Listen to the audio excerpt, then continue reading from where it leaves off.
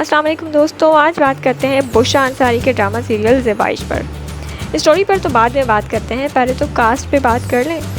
जहां बुशरा अंसारी ने कास्ट किया है अपना पूरा ख़ानदान।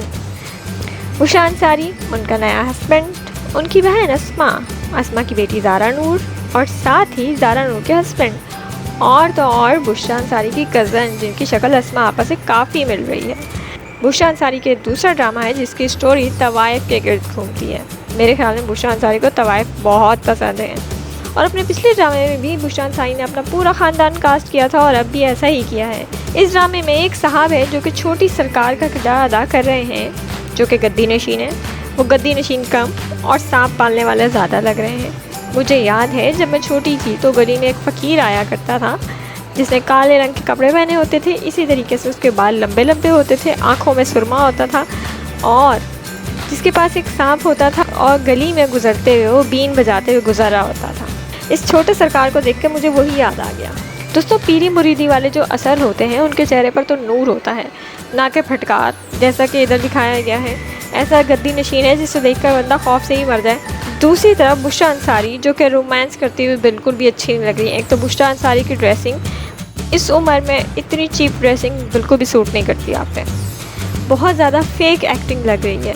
इसी तरह बाबर अली के साथ ताल्लुक़ की भी कुछ समझ नहीं आई अभी तक और दोनों की डायलॉग डिलीवरी बहुत फेक लग रही है, बिल्कुल बकवास लग रही है। ऐसा लग रहा है कि दोनों एक दूसरे को अच्छी तरह जानते हैं कि सामने वाला झूठ बोल रहा है फिर भी एक दूसरे को चूना लगा रहे हैं।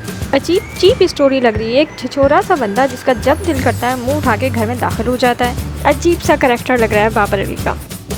दूसरी तरफ ज़ारा नूर अब्बासी सेम एक्टिंग करती हुई नज़र आई हैं इस ड्रामे में भी। अहदे वफा फिल्म और अब ये थर्ड ड्रामा जिनमें वो सेम पुराने ज़माने की हीरोइन की तरह एक्टिंग करती हुई नज़र आई हैं। ज़ारा नूर, प्लीज़ टीनेजर वाली लड़कियों का किरदार करना छोड़ दें, आप पर बिल्कुल सूट नहीं करता।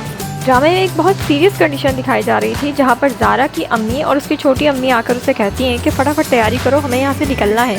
उस टाइम पर ज़ारा की जो हरकतें थी, उफ, समझ से बाहर है। क्या दिखाना चाह रहे थे कि क्या 5-6 साल की एक नन्ही बच्ची है जिसे समझ नहीं आ रही हो कि क्या कंडीशन है। उस टाइम पे उसे कबूतरों का प्यार याद आ रहा था, तो उसे याद आ रहा था मैं अनारकली हूँ, मेरी शादी, ओह मेरी शादी, मैं अनारकली हूँ, मैं अपने कबूतरों से तो मिलूँ।